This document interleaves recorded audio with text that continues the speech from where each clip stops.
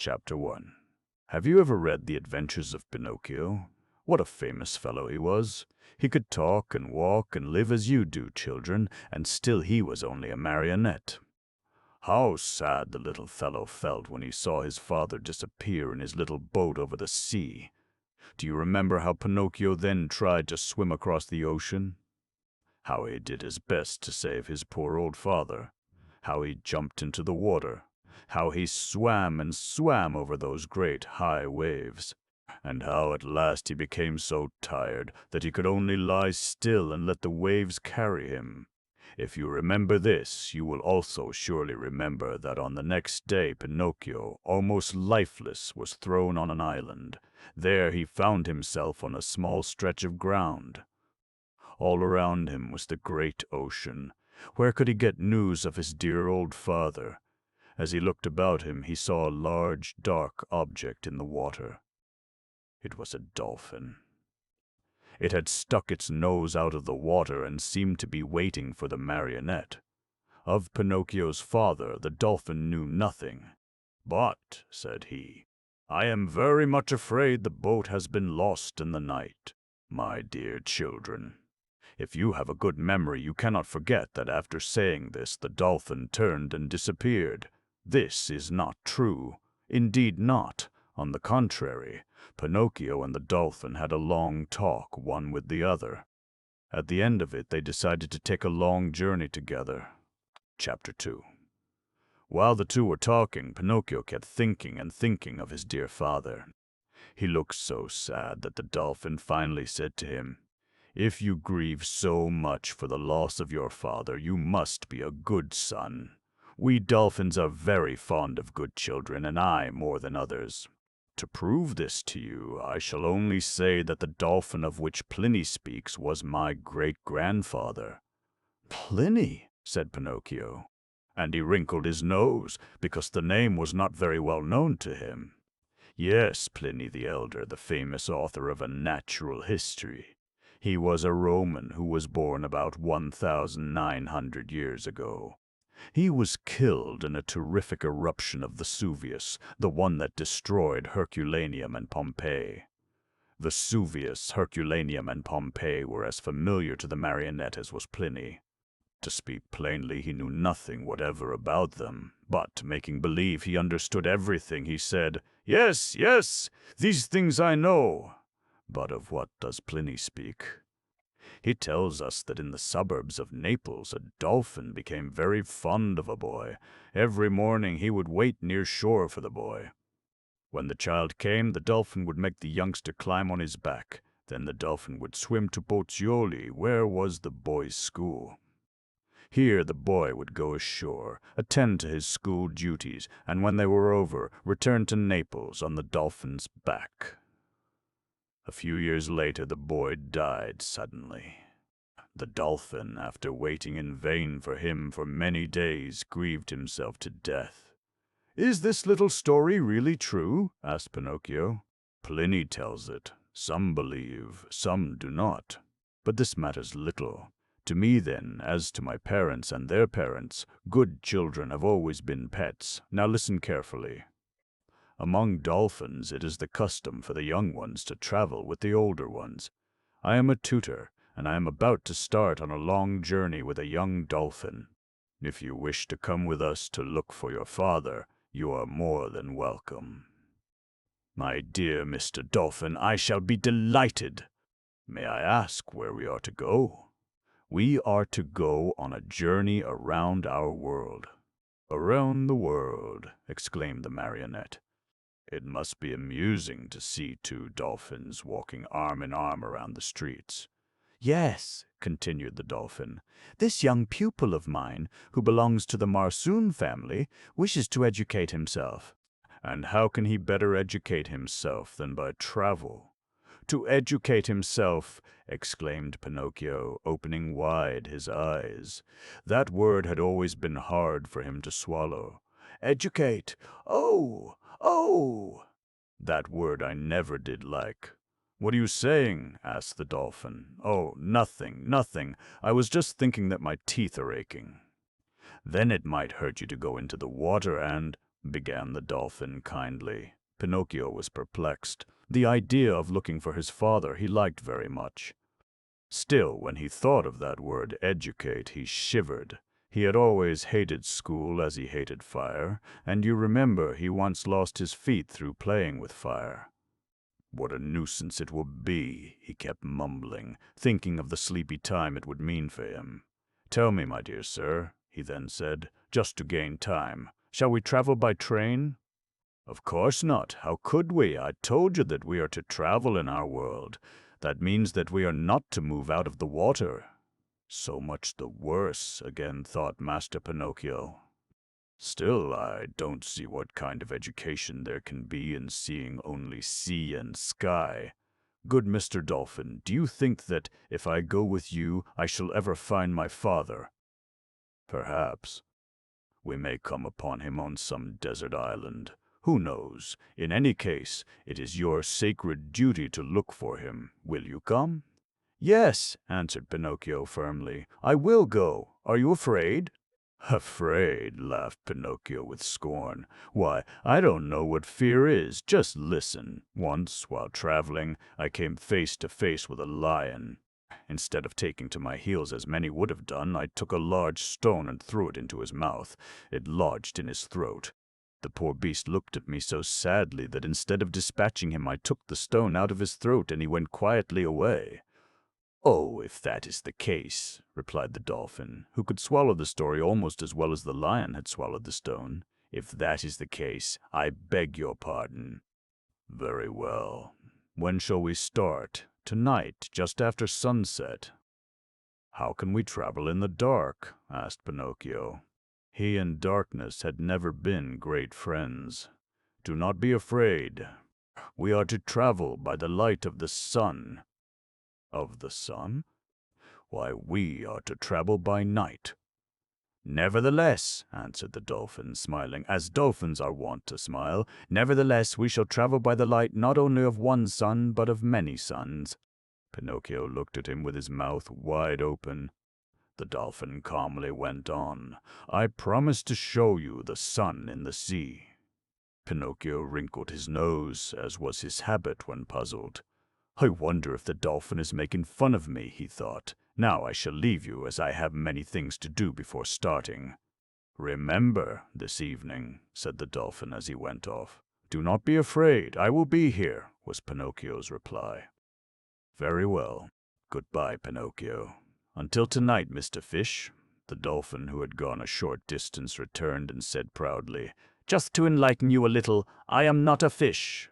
Again Pinocchio's eyes opened wide. What then? A horse?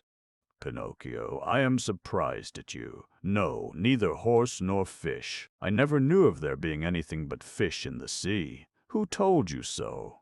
There are many animals, my dear boy, who live in the sea, but who are not fish. What then? Birds, elephants, dogs? Yes, sir, just so.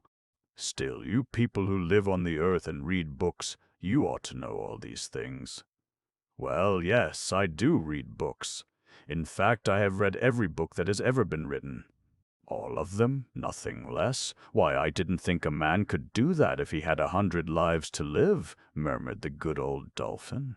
Well, Pinocchio, he went on, remember tonight, and do not forget that I am not a fish.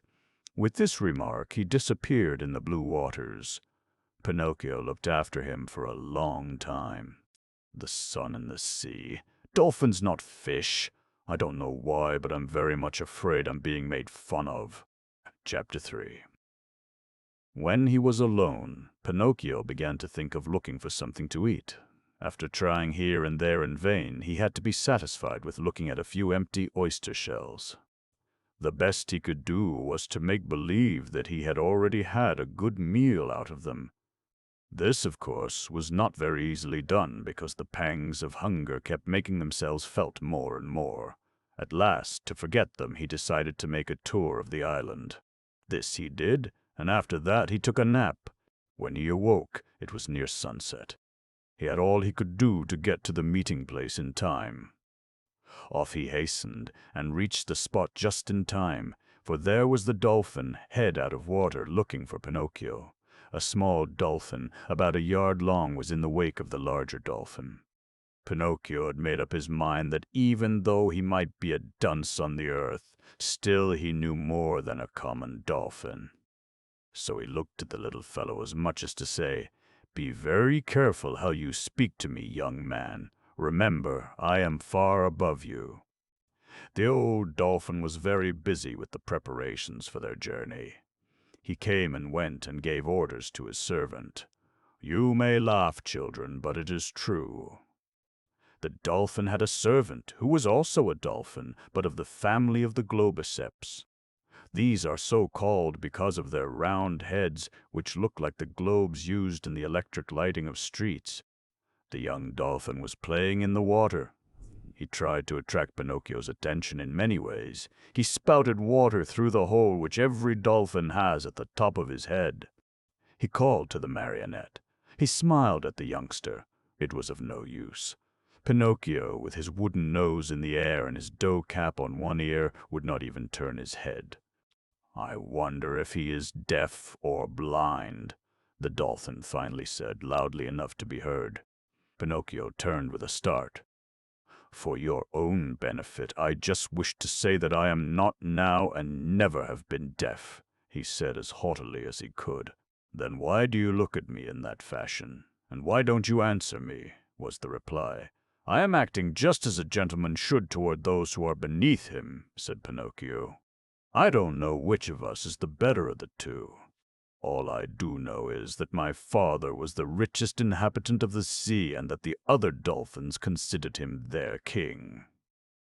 "King?" mumbled Pinocchio, who knew himself to be the son of a poor carpenter, earning so little that he never had a penny in his pocket. "But king or not, what does it matter? In this world we are all equal, for we have all been created by God. Listen, my dear marionette, come here. As we are to travel such a long distance together, we should be friends. Are you willing to be my friend?" These pleasing words made Pinocchio see how stupid and how rude he had been. Think of it. A fish, oh no, I mean a sea animal, giving me lessons in politeness. Then turning to the dolphin, he said, "Yes, we shall be friends. What is your name?" "Marsavino." "And yours?" "Pinocchio." "A beautiful name. Come, shake hands." "Very willingly," replied Pinocchio. The good little animal stuck one of his forefins out of the water for Pinocchio to shake. "And what is the tutor's name?" said the boy of wood to the boy of the sea. "The tutor is a dolphin of the Tercio family, but I call him father. Is it true that you're coming with us on our travels?" "Yes," said the marionette proudly, "and I am able to teach you." "Teach me? That's strange. How do you expect to teach me?" "You will soon find out. You talk rather disrespectfully to me. I have been in all the schools of the kingdom. And you? You probably have never been on land for 24 hours. Marsavino looked at the marionette smilingly but made no reply. Pinocchio walked up and down with his hands in his pockets and his hat at an angle of 45 degrees, ruffling his feathers at the brilliant remark he had made. As soon as Tercio came near, Marsavino asked him if he were ready. "Yes, everything is finished," was the reply. "Are you ready, Pinocchio?" "Yes, I am ready. Let us start." "Start? How? Do you mean to say that you are coming under the sea with that suit?" "Of course, it's the only one I have." "A suit of paper! The very idea! Luckily I have prepared for this." "Here, Globicephalus," he said to his servant, "give me that little suit of ray leather, the one I had you make this morning." "Splendid!" cried Pinocchio, clapping his hands. "Now I have a new suit." Putting it on, he looked at himself in the water. Seeing how dark and unbecoming it appeared, he turned to Tercio and said excitedly, "I don't want this. It is too ugly. I like my pretty flowered paper one better. Your paper one, Globicephalus will carry in his satchel for you. Should you wear it in the water, it would be spoiled." "I want my pretty suit," insisted Pinocchio. If anyone saw me in this thing, he would ask me if I had been through the coal hole. But yours will be ruined if you wear it in the water, I tell you. I want mine." "I want mine," wailed Pinocchio. "Very well. Globocephalus, take the paper suit out of the traveling bag and give it to the boy." The marionette turned, expecting to see an ordinary traveling bag. Instead, he saw Globocephalus take an enormous oyster out of the water. "Isn't that strange?" "Oyster shells for a traveling bag. Strange? Why, what is strange about that?" asked Tertio. "What is its name?" asked Pinocchio. "That is the giant tridacna. They are the largest oyster shells known." "How large the animal inside must be," observed Pinocchio with a yawn. "Yes, it is very large and also very beautiful. The center of the body is a violet color dotted with black. Around this is a green border. At the extreme edge, the colors change from deepest to lightest blue. Yes, indeed, it is very beautiful." "What a good meal it would make," thought Pinocchio. His only wish was for a good dinner, but in order to be polite, he said, "Who would ever think that there are such things under the sea? Why, you have been in every school in the kingdom and don't know that. Books on the subject you can find everywhere." Pinocchio bit his lips but did not say a word. Quickly he dressed himself again in his paper suit and declared himself ready to start. "All right." "Come along," said the dolphin, stretching a fin out to help Pinocchio along. The marionette started to walk into the water. He had not gone far, however, before his paper suit began to leave him. Hastening back to the shore, he very meekly put on the ray leather suit which Globocephalus handed to him. "Remember, my boy," said Tertio, "that in this world of ours we must think not only of the beauty, but also of the usefulness of things. Also, do not forget that a boy who never learns anything will never be anything." "But I have learned much," answered Pinocchio. "To prove this to you, I can now tell you of what material this suit is made. I have told you already it is of ray leather. Do you know what a ray is? Surely I know. You may give it another name. Still, it must be that white animal on 4 legs, you know, the one the shepherds sheared during some month or other." "Mercy!" cried Tertio. "You are talking about sheep. They give wool to man." Pinocchio, without moving an eyelid, went on, "Yes, that's true. I have made a mistake. I should have said it is that plant that bears round fruit, that when it opens—" "Worse and worse," interrupted the old dolphin. "What are you talking of anyway? That is the cotton plant." "Marsovino, please explain to this boy, who has read all the books in the world, what a ray is." So Marsovino went on. "A ray is a fish, in shape like a large fan. It has a very long tail, which it uses as a weapon." "To what class of fishes does it belong?" asked Pinocchio. "It belongs to the same class as the lampreys, which look like snakes, the torpedo." "Be careful never to touch that fellow," here interrupted Tertio. "The sawfish and the squaloids, that is, the common shark and the hammerhead." "The saw? The hammer," observed Pinocchio. "If I find them, I must keep them for my father. He is a carpenter, but so poor that he seldom has money with which to buy tools. Let us hope that you will never meet the saw, the terrible hammerhead, or even the common shark," said Tertio. Pinocchio made no answer, but in his heart he kept thinking, "I am very much afraid that the dolphins are teaching me, not I the dolphins." Tertio then handed Pinocchio a small shell of very strange shape. It looked like a helmet. "Wear this, Pinocchio," he said. "It will make a pretty cap for you. It is very pretty." "What is it?" "It is a very rare shell." "But it is only one shell." "Where is its mate?" "It has none. It is a univalve. That means it has only one shell. The telines have 2 shells, and are therefore called bivalve. Another kind looks like a box with a cover."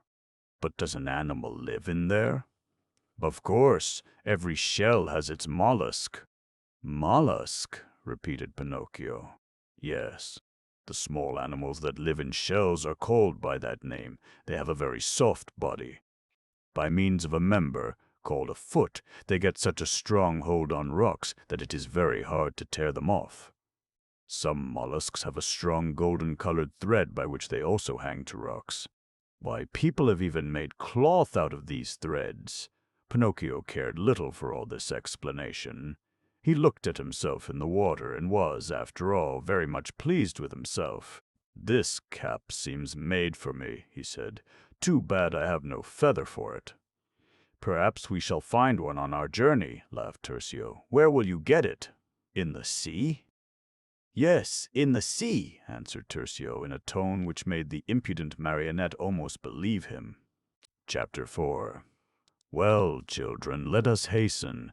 If we talk so much, the sun will rise and find us here. Come, Pinocchio. Jump on my back and let us start. There was no need for Tertio to repeat his command. In the twinkling of an eye, Pinocchio was riding on the dolphin's back, holding on tightly to the dorsal fin. Gallop and gallop, my pretty horse, swiftly over the boundless sea. Straight through the water take thy course, till my dear father again I see. Gallop and gallop, my pretty horse, gallop away under the sea. Swim to the south and swim to the north, till my dear father again I see.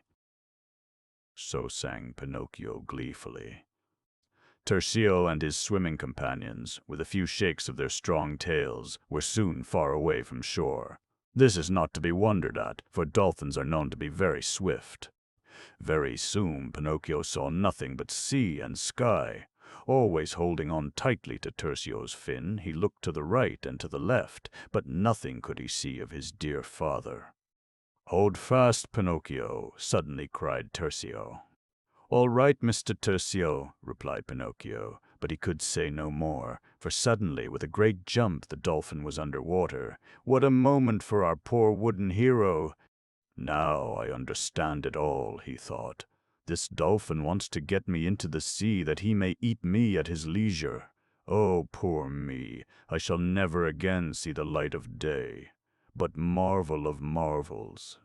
He suddenly awoke to the fact that instead of drowning, he was breathing easily. Not only that, but he could actually talk. "This is strange," said he. "I have always thought that people would drown in the water." "And it is true," answered the dolphin, "that men usually drown in the sea.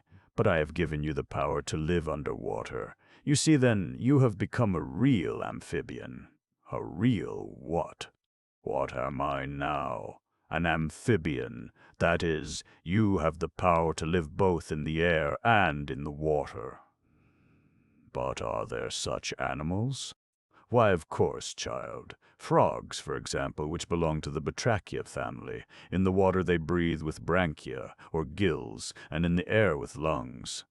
Usually, however, the name is given only to those mammals that live in the water and move only with great difficulty on the earth. To this class belong the seals and the sea lions. Well then, I shall never drown. No, and you will have a wonderful journey under the sea. Just hold on to me, and I will carry you. Do not be afraid." "Afraid? Of course not. But I don't like the darkness very much." "That is too bad. But the darkness will not last very long. You know I promised that we should make our journey by the light of the sun. Wait a while." Through the water Tertio went like an arrow, followed by Marsavino and the servant. Pinocchio, to gain courage, shut his eyes. When he opened them again, wonder of wonders! Very near to him a large sun was moving back and forth. It looked as if it were alive.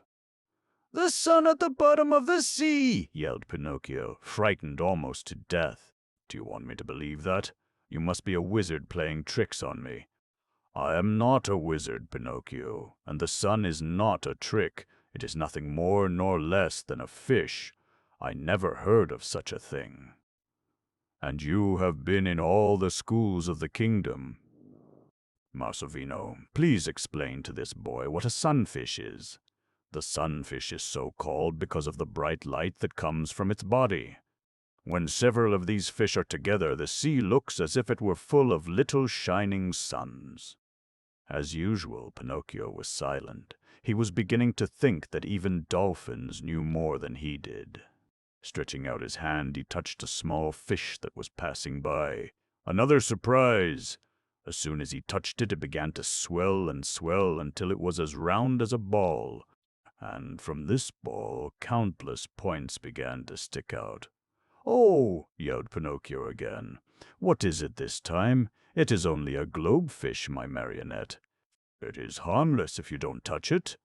But why should it turn into a balloon?" "It does that to protect itself," answered Tercio. "It is possible for the globefish to do that because it can take in a large quantity of air. With bristles ready, it can then meet the attacks of other fish, as each point is as sharp as a needle." "I never knew that before," exclaimed Pinocchio, forgetting his previous boast. Tercio and Marsovino looked at each other and laughed. Chapter 5. The night passed without further adventure. As soon as morning dawned, the four friends rose to the surface. Our marionette was delighted to see the sun again. The pure morning air, though, reminded him that he was hungry. The day before, if you remember, he had eaten very little. "I should like something to eat," he said in a weak voice. "Let us go to breakfast," answered the dolphin.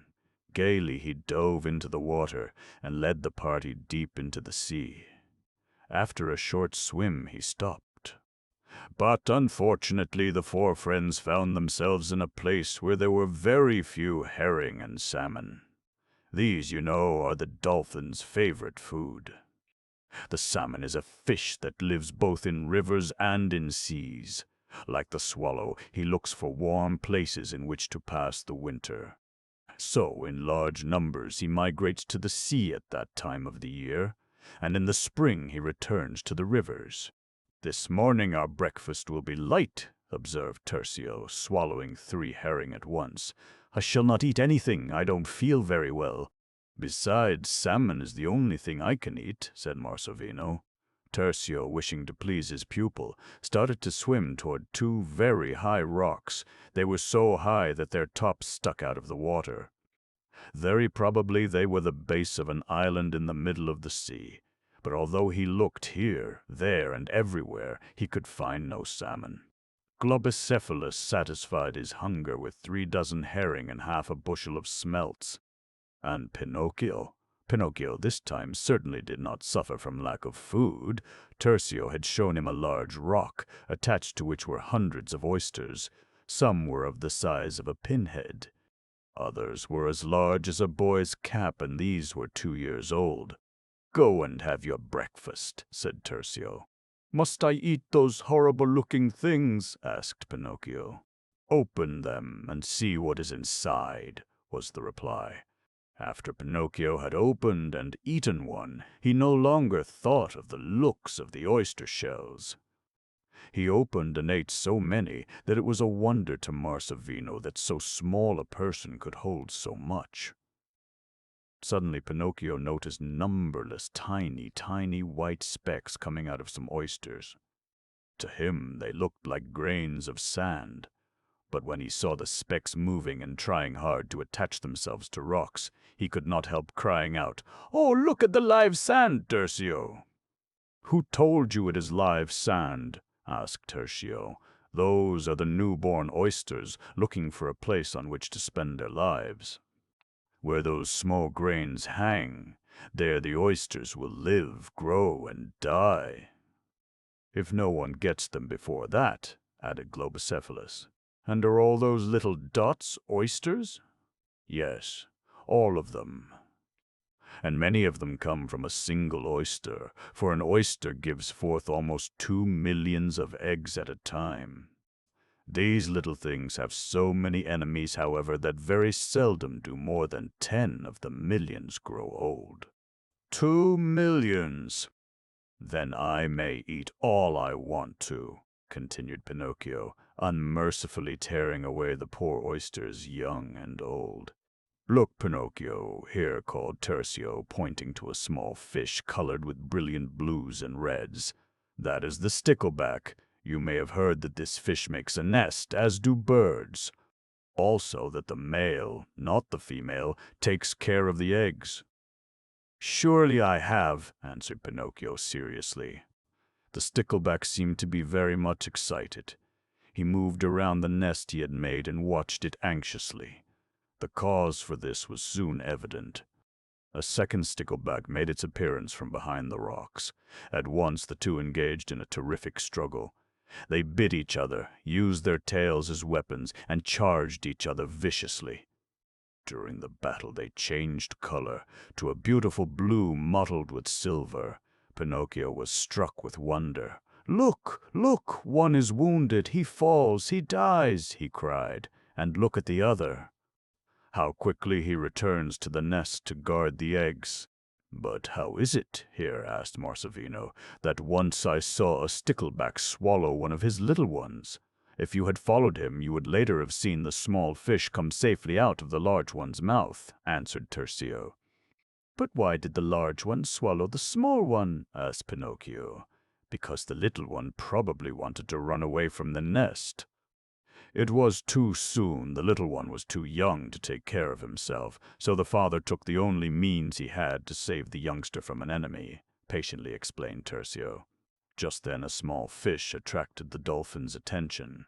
"Boys," he said, "do you see that tiny fish? It is called the pilot fish. It is the shark's most faithful friend. Wherever goes the shark, there goes the pilot fish. Now, Pinocchio," he continued after a pause, "I shall leave you with Globicephalus.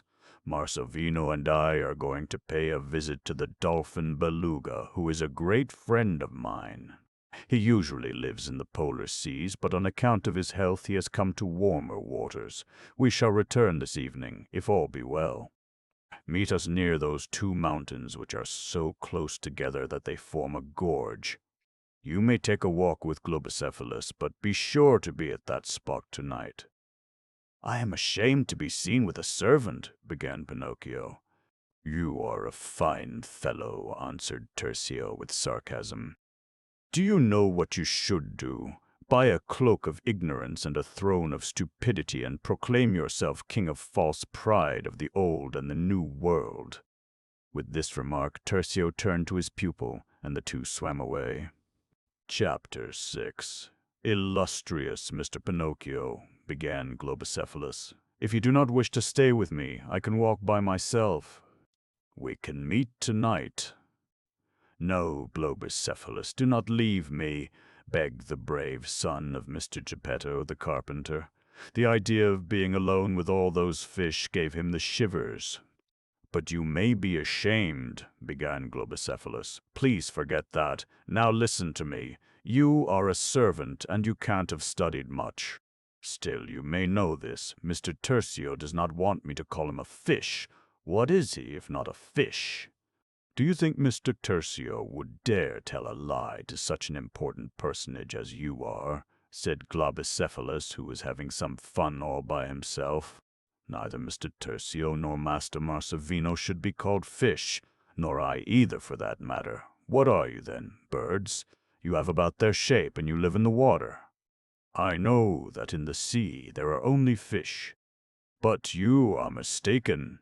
To many animals that live in the sea you cannot give the name fish," continued Globicephalus. "Fish have a flat body, wedge-shaped fore and aft, as the sailors say, so that they may move rapidly both forward and backward. They are each provided with fins and a tail. These fins and the tail enable the fish to swim about in the water. Some fish have only a few fins, others have more. Then the fish has no lungs. It breathes in the water by means of gills. These are the chief characteristics of fish, but in the sea are many animals which do not possess them." "Please explain yourself," said Pinocchio, who had understood little. "Very well. Listen. There are the cetaceans, to which belong the whales, the narwhals, and the dolphins, the amphibians, to which belong the frogs and the seals. The mollusks, which is what the little animals that live in shells are called. The crustaceans, which is the correct name for the lobsters, crayfishes, and crabs. And the zoophytes, among which are the corals, sponges, and the many varieties of polyps. All these, you must know, are not fish. What hard names, said Pinocchio, to whose wooden head these big names meant but little. What are you, then? My masters and I are all cetaceans. We cannot stay in the water all the time. We must often come to the surface because we need air. We have no scales like fishes, nor fur like seals, but we have a smooth, thick skin under which is a layer of fat. Thank you. But why, if you and your masters are all dolphins, are you so unlike? For the simple reason that there are different kinds of dolphins, just as on the earth there are different kinds of dogs. As you have noticed, we are of different shapes and sizes. We have different names, too. I am a globiceps, my master is a tertian, and the young master is a marsuin. Who would ever think the sea is full of so many wonderful things? Still you have not seen anything of what there is to see. On all sides there are new things. Look at this, continued Globicephalus, picking up a shell and showing it to Pinocchio. Well, what is it? A lobster with a flower riding on its back. Almost that. It is a small crustacean called the hermit crab. Hermit? Yes. It is called that because it shuts itself up in a shell as a hermit does in his cell. This crab's cell is the empty shell of a mollusk. And do you know why it shuts itself up? No. Please tell me.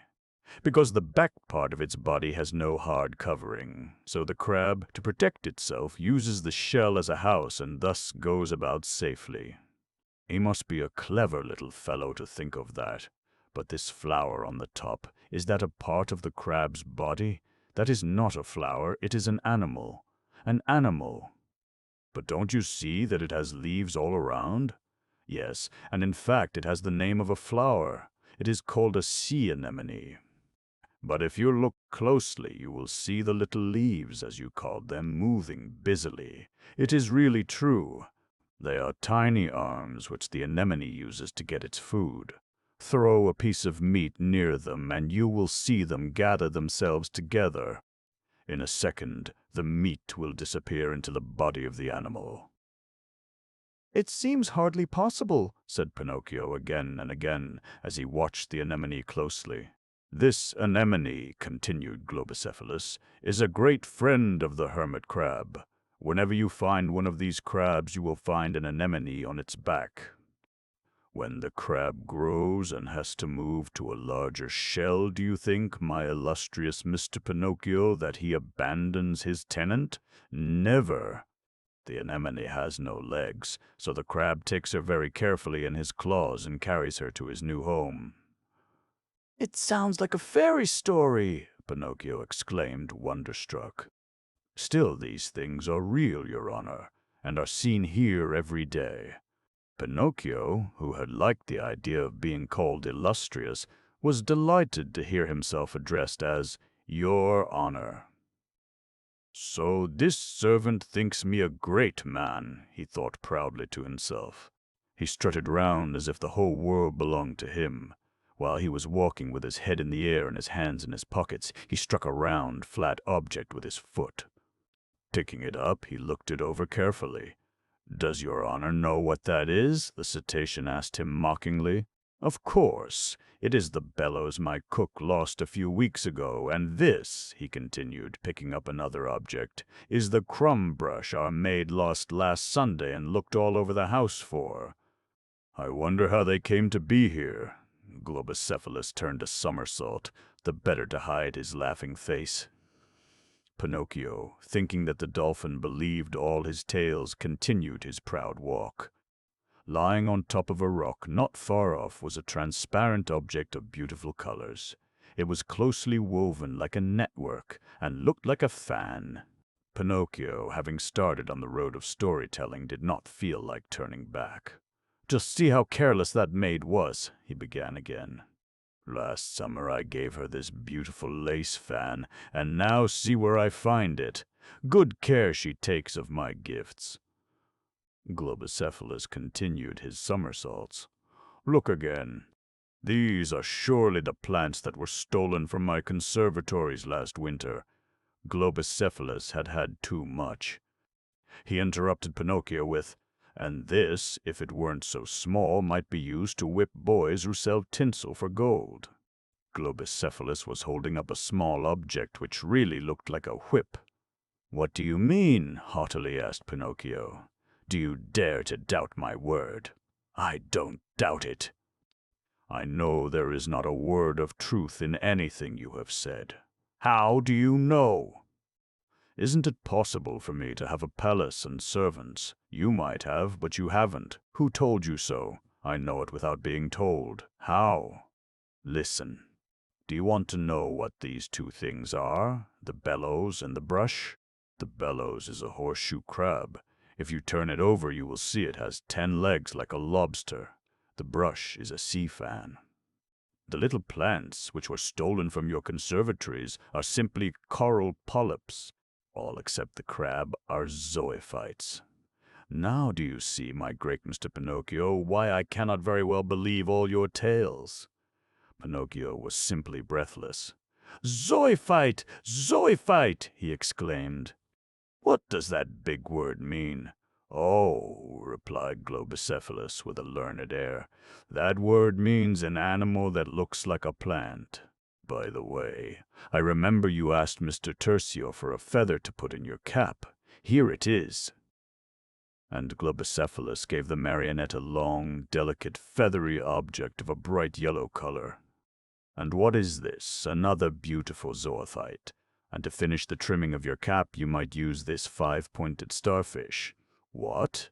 Is this a fish also?" "Surely you are mistaken." "Oh, no, Mr. Pinocchio. I am perfectly sure that I am not mistaken. The starfish is just as much an animal as the coral is. It was a long time before people learned that coral is made by tiny living animals. But now everybody knows that there are hundreds of the little coral animals living and working together on the same branch. These little animals grow and multiply very quickly. In a short time they even make mountains under the sea. You know how to tell fanciful tales better than I, Globicephalus. But my tales happen to be true ones, though they do seem fanciful. That mountain you see there is made by coral polyps. If you should climb to the top of it, you would find yourself on an island." "Very well." "I'll try it. I might find my father." "Yes, or you might meet someone and ask whether he has been seen. Ask, do people live on islands in the middle of the sea?" "What are you talking about? Let me explain. After the islands are made, little by little they are covered with earth. Then plants begin to appear from seed blown by the wind or dropped by the birds. Then man may come. Why not, my boy? I have enough to think over just now. Goodbye for a time. Goodbye. I will stay here. Do not lose your way." Without answering, Pinocchio began to climb. He was as agile as a monkey and was soon far up. "I do hope I shall not lose my way," he thought. "What a joke it would be to be lost at the bottom of the sea." Chapter 7. Pinocchio climbed and climbed. The poor boy was getting very tired. Still, he wanted to be sure the dolphin was right. So he went on bravely. At last the water began to grow lighter, and even his wooden head could understand that he must be near the surface. "It must be the light of the sun which I see," he thought. "On, my brave Pinocchio, and the top will soon be reached. Hurrah! Here I am!" With a bound he was, yes, the dolphin was right, on the shore of a real island. Shaking the water out of his clothes, he looked around. Those little beings, the corals, had certainly worked wonders. The island was rather bare of trees and grass, but there was a cave near the shore which soon attracted Pinocchio's attention. He went into it. It was not very large, but one could easily see that a man had been there. People must certainly be living here, From now on, I shall have to believe Globocephalus, thought the marionette. When he came out, he walked around and started to explore the island. He came to a small pond. In it lived not only frogs, but also thousands of other tiny animals. Pinocchio stopped to look at the water. It looked as green as grass. He certainly would have had another shock if someone had told him that the tiny animals that lived in it made it green. Yet that was really the case. These animals are not visible to the naked eye. Still, they are present in such great numbers that water sometimes looks green, sometimes red, and at other times even black, on account of them and their color. This was not what interested Pinocchio most, however. He saw other animals swimming around very quickly. Some were very tiny, very long, and had no legs. Others, a little larger, had 2 legs. Others had 4 legs, and still larger ones had a short bit of a tail. Perhaps you have guessed, children, what Pinocchio was looking at. The small black animals were tadpoles. When he was tired of looking at the pond, Pinocchio turned toward the sea. He thought he might see his father, but he was disappointed. Suddenly he gave a great shout of surprise. And no wonder. As if by magic, a fleet of tiny boats had appeared on the surface of the water. They were no larger than an eggshell. Nor was this all. From each little skiff rose 2 little rose-colored sails, and each tiny boat put out 3 pairs of oars as long as knitting needles. "I wonder where the little boats came from," cried Pinocchio. "Surely this must be fairyland." "No, my boy, you are not in fairyland," he heard a voice behind him saying. "Those are simply shells." Turning quickly, Pinocchio saw a little fat man standing before him, looking him over. "Shells," repeated the marionette, too surprised to think of anything else to say. "Yes, shells. And are they also animals?" Pinocchio had asked this question so many times that it came from him unconsciously. "Yes, they are. They are small mollusks of strange form. When they come to the surface of the sea, they turn the opening of their shells upwards. Then they raise their sails, put out their oars, and float away. They are called argonauts. Aren't they pretty? How beautiful they are! But see, they are disappearing. Yes, because clouds are gathering. It looks as if a storm were coming up, and these little animals don't like storms. So they are taking refuge under the water. "By the way," began Pinocchio, "would you please tell me whether or not you have met a little old man looking for his son?" "No, I have not." "Well then, goodbye. It is getting late, and I must meet some friends of mine." But the little man did not wish him to go, so he held him by the arm. "Listen here, my little man, where did you come from?" "From the sea." "Really?" "Yes, I'm taking a trip under the sea with 3 dolphin friends of mine." "Under the sea? How can you live there?" "One of the dolphins made me an amphibian." "You mean amphibian, my boy. What a wonderful experience you must be having." "Yes, but please let me go now. I must meet my friends, or they will go without me." "In a minute. But first tell me where you got that beautiful shell you have on your head." "The dolphin Tercio gave it to me. He called it a long name and said it was very rare." "I know it." "Will you give it to me?" "No, I like it too much myself." "You won't? Well, then, I shall have to take it." And the man quickly put out a hand for it. But Pinocchio was quicker still. He gave a great jump, but, oh, poor fellow, he did not know how near the edge of the rock he was. Before he could realize it, he fell headfirst into the water. Chapter 8. Down, down, and Pinocchio sank straight to the bottom of the sea. And here we must remember that we are to think of Pinocchio as a real boy of flesh and blood. Only the shell was of wood. Otherwise he would have floated away on the surface of the water. When he finally touched sand, he felt half dead. It was not a very pleasant experience to fall through so much water. After a while, feeling better, he got up and looked around.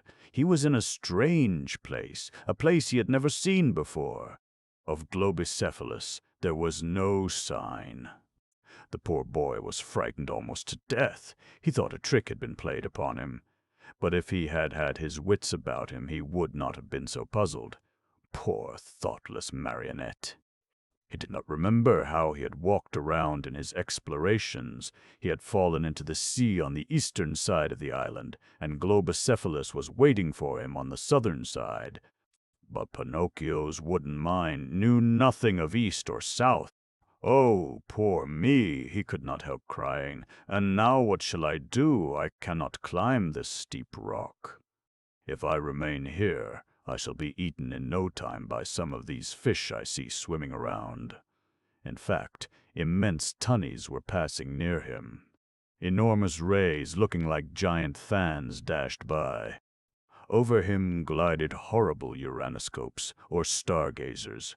These fish, like the halibut, have both eyes on the tops of their heads, and so can only see above them. Luckily, Pinocchio was under them, otherwise— "I'm afraid I am not very safe here," observed Pinocchio, whose knees were beginning to feel weak. "If these fish notice me, I shall disappear." I do wish I could find dear old Globicephalus. Thoroughly frightened, he started to run madly along. Of course, he ran in the wrong direction. "I wonder what this is," he grumbled. He had stepped on something large and hard. He pushed the thick seaweeds aside. In their midst he found a large turtle. For a wonder, Pinocchio knew what it was. "How fortunate you are," sighed the marionette. "At least you have a house. In that armor of yours you are safe from anybody." But such did not seem to be the case. The harmless reptile was lying quietly in the weeds, trying to sleep. But even though Pinocchio was in such a plight as to be lost in the sea, still the love of mischief had not left him.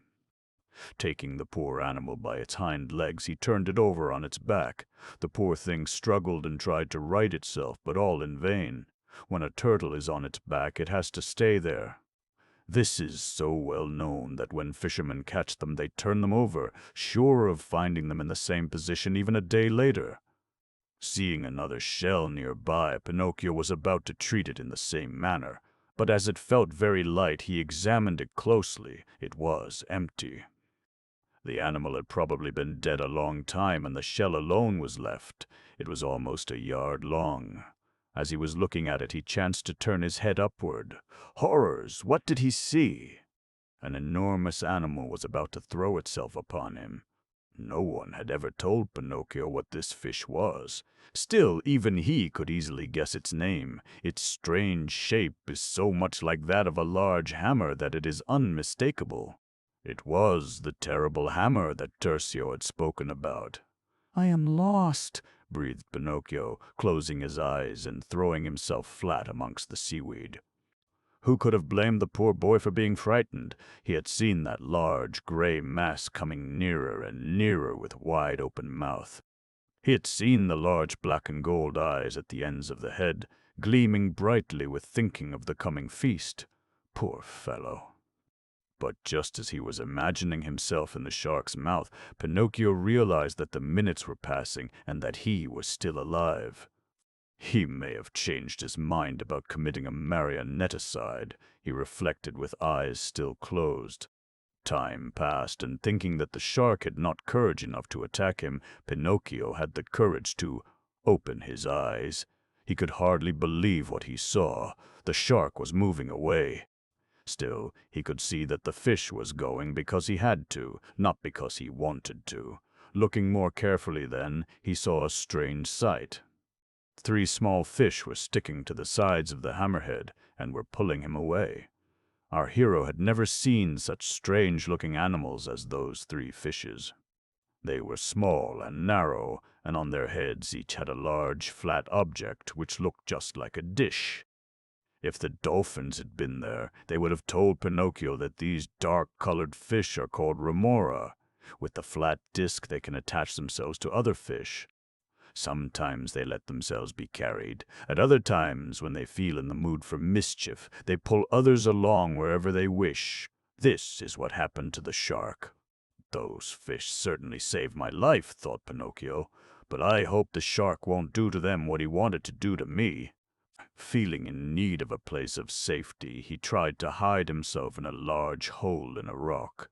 But he had hardly put one foot in when he felt his shoe being pulled off by a large claw. Two eyes at the ends of two long sticks glared ferociously at him. It was a large lobster. Pinocchio had disturbed Mr. Lobster while he was looking for dinner, and so had been punished. Happily for Pinocchio, the lobster was satisfied with the shoe. If the claw had taken hold of the foot also, it might even have gone through the wood, and then poor Pinocchio. In disturbing the lobster, our hero must certainly have offended its whole family. Before he could realize it, the sand before him was full of horrible crustaceans. Frightened out of his wits, he could just look and wonder when they would stop coming. From every hole in the rock they came, little ones, big ones, flat ones, round ones.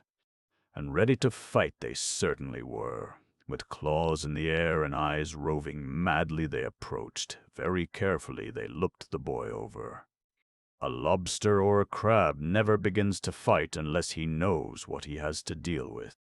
And still they kept coming. Wherever Pinocchio turned, there was a horrible creature. To the right, the large mouth of a common lobster threatened him.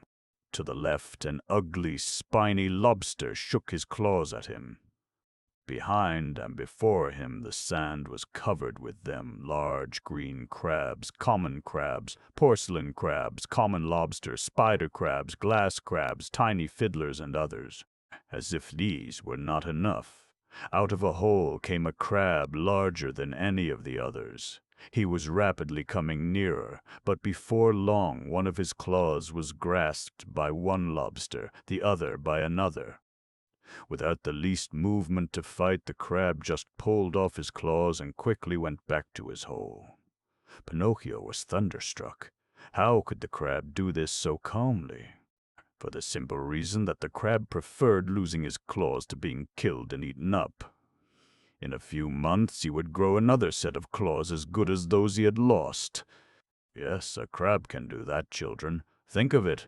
Oh, dear me, thought Pinocchio, who was getting rather nervous by this time. What is going to become of me? If only I had a shell as has a turtle I could hide away and be safe. Oh, what a splendid idea, he suddenly burst out. Why didn't I think of it before? I shall have a shell to hide in.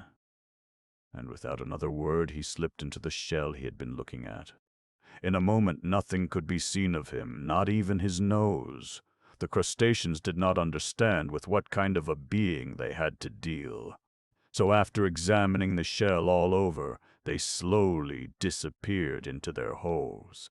With a great sigh of relief, Pinocchio dared to stick his head out of the shell. Seeing his shoe lying on the ground, he quickly put his foot in it. It was not very pleasant to walk on the sand without a shoe. If I do not hurry and find Globicephalus, this house of safety may become a house of death, Pinocchio began to think after lying still a long time. Perhaps if I try, I may be able to walk around like a hermit crab. Let me see. Slowly the marionette stuck out first one leg, then another, then his arms came out, and lastly his head appeared. Holding the shell with both hands, he tried to walk around. Impossible. After a few steps he was exhausted. Too bad. It is so comfortable here. If only I had a horse. Would be like riding in a carriage. While he was thinking thus, he saw not far away 4 fish like the ones he had seen under the hammerhead. An idea flashed through his head. Oh, if I only could! The horses, he whispered. Trying very hard, he succeeded in dragging himself near them. The fish were very busy. They were looking for small crabs to eat and paid no attention to him. Trembling in every limb, Pinocchio went on. As soon as he was near them, he bent over slowly. How kind the little fish were! As soon as they felt the shell on their heads, they stuck to it. Just what Pinocchio wanted. In a moment he felt himself rising in the air, or rather in the water. The remores were strong and pulled him along swiftly. Hurrah! "Here I am in a flying machine," screamed Pinocchio, clapping his hands. "I feel like a prince, and not even a king has a carriage like mine. Hurrah!" Chapter 9. Pinocchio forgot all his troubles, and was full of fun and mischief. Grasping a long, thin seaweed and using it as a whip, he went gaily along. "Up, up, my little horses! Trot, trot, gallop, gallop!" he sang at the top of his voice. The fishes obeyed him well, and in a short time they had gone a long way. Pinocchio soon became so bold that he whipped a dory which was passing by, pulled a horrible bullhead by the tail, and slapped a red mullet that was studying him with interest. Meanwhile the horses ran and ran wherever they wished. Soon Pinocchio saw that they were near the surface of the water. "When I reach the top, I shall be able to see where I am. I will then swim to the coral reef and find Globicephalus," he thought. But on the surface of the water such a surprise was awaiting him that he forgot all about coral reefs or dolphins. All around him mushrooms were hanging. They were of all shapes and sizes, and of 100 beautiful colors. Some had round heads which looked like soap bubbles. Some looked like inverted glass bells, others like brightly colored umbrellas. Still others seemed to be made of emeralds and sapphires. From all of them, long, beautiful silvery threads hung down into the water. The waves moved them about, and the sun playing with them made them look like so many rainbows. Pinocchio was amazed at so much beauty. As far as eye could reach, he could see only these beautiful objects. It was a sight to arouse wonder in anyone. "I wish someone were here to tell me what those wonderful things are," he thought. What so attracted Pinocchio were Medusa. They also are animals belonging to the zoophytes. These Medusa have no solid parts and cannot live out of the water. If taken out and left in the sun, they dry up and soon nothing is left of them. Some of them are as small as a penny, and others are very large. "If I could only take one," sighed Pinocchio, hanging way out of his shell in his efforts to touch them. His 4 horses, as if to satisfy him, came near to the Medusa in order to eat a few. The marionette tried to imitate them, but he had no sooner touched them than he let go very quickly. "Oh, oh," he cried, shaking his hands. "They prick like so many nettles." He did not know it, but he had used the right words. In fact, fishermen often call Medusa sea nettles. "My dear mushroom rainbows," he said, bowing low, "you may be very beautiful, but you are not for me. Goodbye." Just then the fishes reached the surface of the water. But they did not stay there long. A fearful storm was rising. Great black clouds hung low, almost touching the water. The waves were white and ragged and lashed angrily. The Medusa had disappeared. Very gladly Pinocchio cuddled in his shell, and very happy he was when he found himself again at the bottom of the sea. There all was calm. For, strange to say, even though the most terrible tempest may rage on the sea, deep down in it the water is always calm. "How lucky it is that I did not start to swim," thought Pinocchio. "I should have been killed surely." On and on the fishes went, but finally they became tired and stopped near a rock. Here were some of the most beautiful shells imaginable. After resting a while, the fish continued their journey. Pinocchio went along happily. For a time he seemed to have forgotten what danger he was in. He let himself be carried along without a thought of the future. The party was now passing through the midst of a great number of eels. Who does not know an eel? Even Pinocchio knew them. He might, however, have very easily mistaken a common eel for a conger eel, or for a burbot, sometimes called ling. It was this ignorance of his which led him into trouble. To him the eels were all alike, so he pulled the tail of one, pinched another's round body, or shook a third one by the nose. The poor things turned and struggled. But this only afforded greater fun for Pinocchio.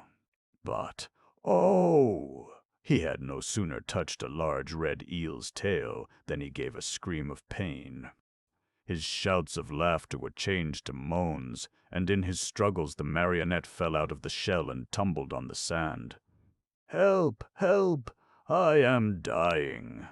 "Someone has killed me!" howled Pinocchio, so loudly that he could have been heard a mile away. "Who is howling so? What is happening down there?" a deep voice called. Pinocchio heard nothing. He could only think of his pain and scream. He made such a noise that even the deaf could hear him. "Well, may I know what has happened?" called the same voice, nearer now. "Why, it is Mr. Pinocchio!"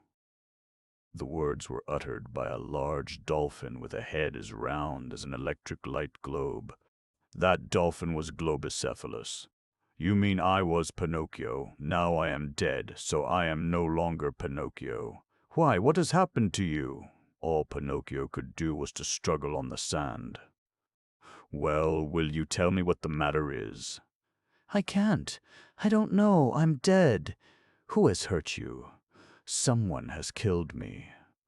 "Who? Fire ants. Oh, oh!" screamed Pinocchio. But by this time the marionette was beginning to feel better. He opened his eyes and looked at the dolphin. "Well, did you ever see a jumping jack come suddenly out of his box when the box is opened?" In just the same way did Pinocchio jump to his feet when he recognized Tertio's servant. His pain was forgotten. "Globicephalus! Oh, Globicephalus! How glad I am to see you!" he cried, and running up to the dolphin he hugged him wildly. Or at least he tried to do so, for his wooden arms did not go very far around the dolphin's neck. "What happiness it is to find you once more," Pinocchio kept saying. "I had almost lost hope of ever being with you again. But will you tell me what was the matter with you?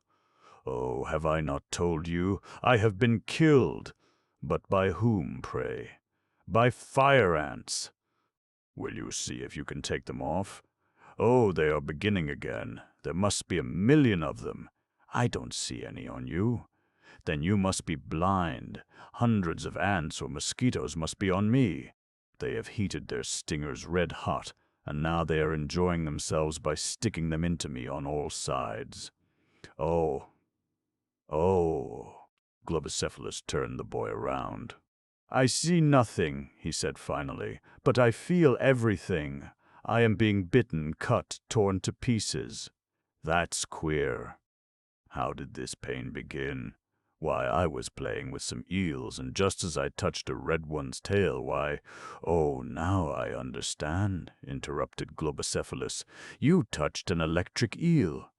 Still, I don't see how an electric eel comes to be around here. Usually they are found only in rivers. It must have been a lost one. All you can do is just to bear it. In an hour or so it will stop.